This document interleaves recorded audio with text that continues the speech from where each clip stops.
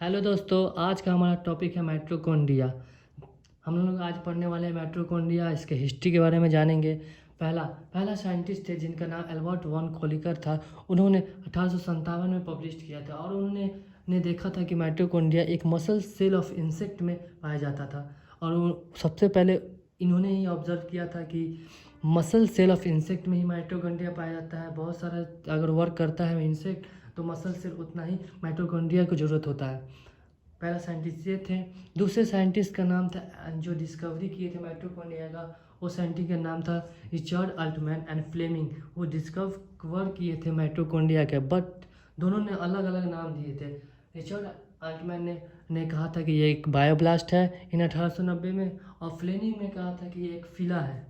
दोनों ने अलग अलग अपने अपने तरह से नाम दिया था माइटोकॉन्ड्रिया, लेकिन रियल नाम किन्होंने दिया था, उन साइंटिस्ट का नाम कार्ल बेंट्रा क्वाइन था, जो 1898 में एक टर्म दिया था माइटोकॉन्ड्रिया, जिन्होंने एक ग्रीक वर्ड से माइटोज लिया था जिसका मीनिंग था थ्रेड, और कॉन्ड्रियन लिया था ग्रीक वर्ड से ही जिसका मीनिंग था ग्रैन्युल्स। दोनों मिलकर थ्रेड लाइक ग्रैन्युल्स को माइटोकॉन्ड्रिया का स्ट्रक्चर जैसा उन्होंने एक नाम दिया माइटोकॉन्ड्रिया। तो इनका साइंटिफिक नाम क्या था? कार्ल बेंट्रा। इन्होंने नाम दिया था माइटोकॉन्ड्रिया का। डिस्कवरी इन्होंने नहीं किया था, ये आप लोग जान लीजिए कि इन्होंने डिस्कवरी नहीं किया था, सिर्फ नाम दिया था। बट एक और निक नेम दिया था जो पॉपुलरिटी हुआ था माइटोकॉन्ड्रिया का, जिनका नाम था power house of the cell. एक phrase coined by the Philip Siekevitz in 1957 में इन्होंने एक फ्रेज दिया था पावर हाउस द सेल। क्यों कहा जाता है मैं बताऊंगा आगे। तो अभी मैं स्ट्रक्चर पढ़ाने वाला हूँ, उसके बाद बताऊंगा फंक्शन। तो अभी मैंने स्ट्रक्चर पढ़ाना है। तो mitochondria is double bonded membrane कहा जाता है। डबल बॉन्डेड हम लोगों ने पढ़ा था कि डबल बॉन्डेड सेल मेम्ब्रेन होता है, डबल बॉन्डेड न्यूक्लियस होता है। तो ऐसे ही डबल बॉन्डेड माइटोकॉन्ड्रिया होता है।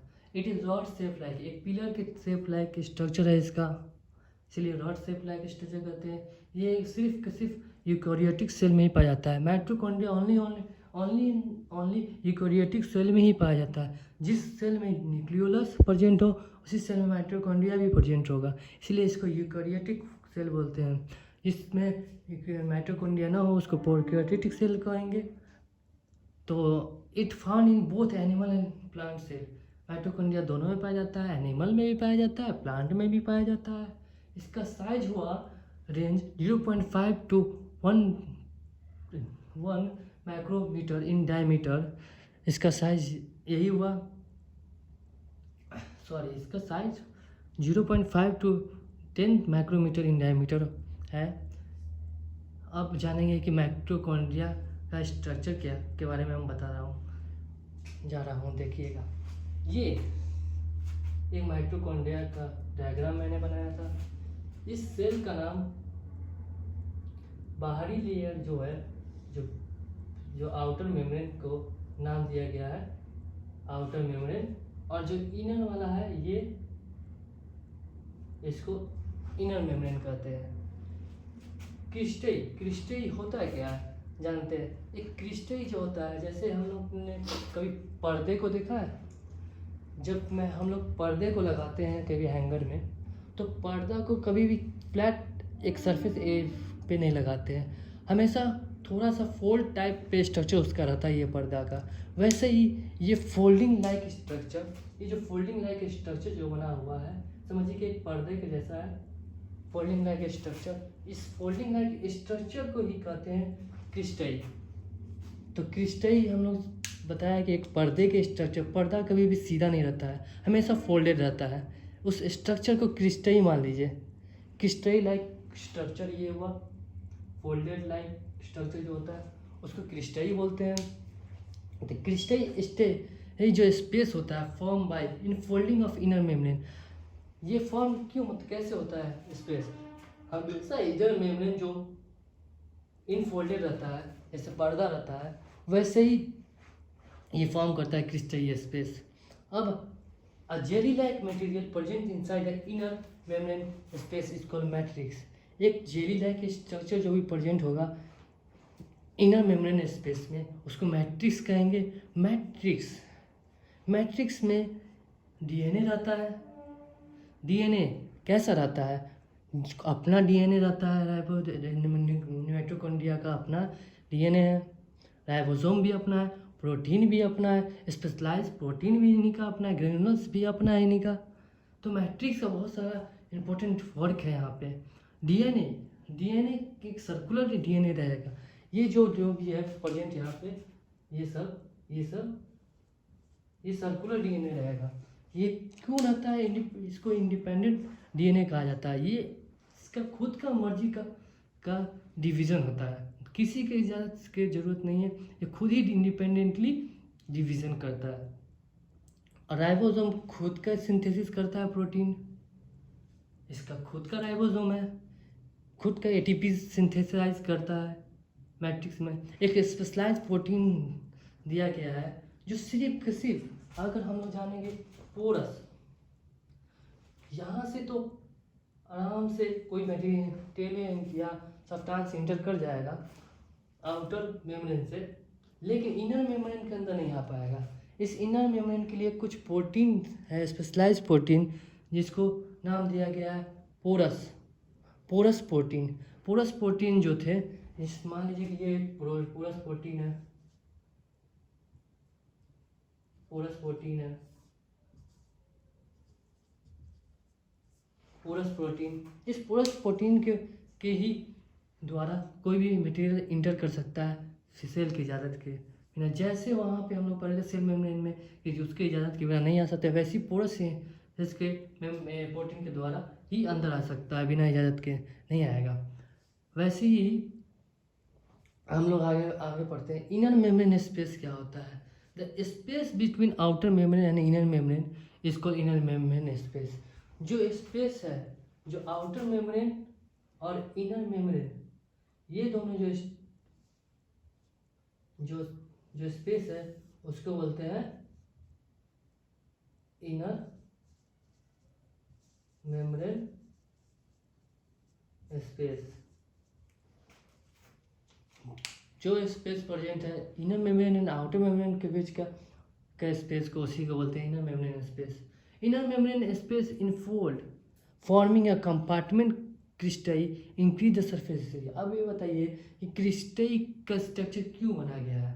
ये पर्दे लाइक फोल्डिंग लाइक स्ट्रक्चर क्यों बनाया गया है? कुछ तो रीजन होगा ना इसका। तो एक कंपार्टमेंट, ये कंपार्टमेंट जैसा ही ना बना है। ये एक कंपार्टमेंट हुआ, ये दूसरा कंपार्टमेंट हुआ, ये तीसरा कंपार्टमेंट हुआ, चौथा कंपार्टमेंट। ये कंपार्टमेंट लाइक क्यों बनाया गया है? क्योंकि जब सरफेस एरिया को इंक्रीज करते हैं अगर आता है, तो ये एक तरह का इन्हांस करता है एबिलिटी टू प्रोड्यूस एटीपी। जितना सरफेस एरिया बड़ा रहेगा उतना एटीपी का प्रोडक्शन बढ़ाएगा। इसके वजह से ये फोल्डिंग लाइक स्ट्रक्चर कंपार्टमेंट में क्रिस्टई लाइक स्ट्रक्चर रहता है, इसी को बोलते हैं क्रिस्टई। तो हम लोगों ने पढ़ा माइटोकॉन्ड्रिया का हिस्ट्री और स्ट्रक्चर। एक बार रिवाइज कर लेता हूँ। First it was published in Albert von Kolliker, जिन्होंने मसल सेल ऑफ इंसेक्ट में माइटोकॉन्ड्रिया को देखा था, और जिनका डिस्कवर किया था रिचर्ड अल्टमैन एंड फ्लेमिंग ने। इसको नाम दिया था अपने अपने स्टाइल में। एक ने नाम दिया था, अल्टमैन ने बायोप्लास्ट ने दिया था 1990 में, या फ्लेमिंग ने फिला दिया था। और जो माइटोकॉन्ड्रिया का सिर्फ टर्म दिया था उन्होंने, साइंटिस्ट का नाम कार्ल बेंड्रा था, जो 1898 में दिया था। जो ग्रीक वर्ड से mitos means thread and chondrion means granular, दोनों मिलकर थ्रेड लाइक ग्रैनुलस माइटोकॉन्ड्रिया का टर्म दिया था। But it is popularly nickname किन्होंने दिया था power house of the cell, a phrase coined by Philip Sakevius in 1957 इन्होंने दिया था। स्ट्रक्चर माइटोकॉन्ड्रिया को डबल बॉन्डेड मेम्ब्रेन कहा जाता है। It is rod shape like structure, pillar के जैसा। It found in eukaryotic cell and is found in both animal and plant cell. Size 0.5 to लेकर 10 माइक्रोमीटर रहता है diameter. Cristae space form folding and inner membrane, जो space रहता है fold inner membrane को folding की वजह से क्रिस्टई स्पेस बनता है। A jelly like material present inside the inner membrane space called matrix. Matrix में डीएनए अपना रहता है, डीएनए इंडिपेंडेंट रहता है, डीएनए सर्कुलर रहता है, डीएनए खुद ही डिवीजन करता है अपने आप जब जरूरत हो। राइबोसोम खुद का सिंथेसिस करता है, एक स्पेशलाइज्ड प्रोटीन उसमें प्रेजेंट रहता है जो पोरस प्रोटीन बोलते हैं, जिसको स्पेशल सब्सटेंस अगर आ जाए अंदर, जो उसी के द्वारा आ सकता है। इसीलिए इनर मेम्ब्रेन स्पेस किसे कहते हैं? The space between outer membrane and inner membrane space, इसको इनर मेम्ब्रेन स्पेस फोल्डिंग क्यों कंपार्टमेंट जैसे क्रिस्टल बनाया रहता है? क्यों इनके सरफेस एरिया को क्यों इंक्रीज किया जाता है? To enhance the ability of produce ATP. ATP क्या होता है? एडेनोसाइन ट्राइफॉस्फेट, इसको कहा जाता है फुल फॉर्म एटीपी, को जो एनर्जी प्रोवाइड करता है। जब सेलुलर माइटोकॉन्ड्रिया को, जब कोई भी सेल को ज़रूरत हो एनर्जी का, तब ये माइटोकॉन्ड्रिया प्रोवाइड करता है। जितने सारा ज़्यादा माइटोकॉन्ड्रिया का उतने ज़्यादा एटीपी बनेंगे। इसीलिए हमारा लीवर जो सेल रहता है उसमें सबसे ज़्यादा माइटोकॉन्ड्रिया पाया जाता है। लगभग 500 से 1500 के बीच माइटोकॉन्ड्रिया उसमें पाया जाता है। और स्पर्म में 20 माइटोकॉन्ड्रिया पाया जाता है, क्योंकि उसमें माइटोकॉन्ड्रिया का उतना रोल नहीं होता है। तो आज के लिए मैं स्ट्रक्चर तो ही पढ़ाऊँगा, फिर नेक्स्ट हम लोग फंक्शन पढ़ेंगे, इसके स्लोली समझेंगे। तो नेक्स्ट क्लास में हम लोग पढ़ेंगे इसका फंक्शन क्या क्या है माइटोकॉन्ड्रिया का। तो थैंक यू। आपको क्लास अच्छी लगी तो सब्सक्राइब कीजिए, मुझे फॉलो कीजिए। Thank you.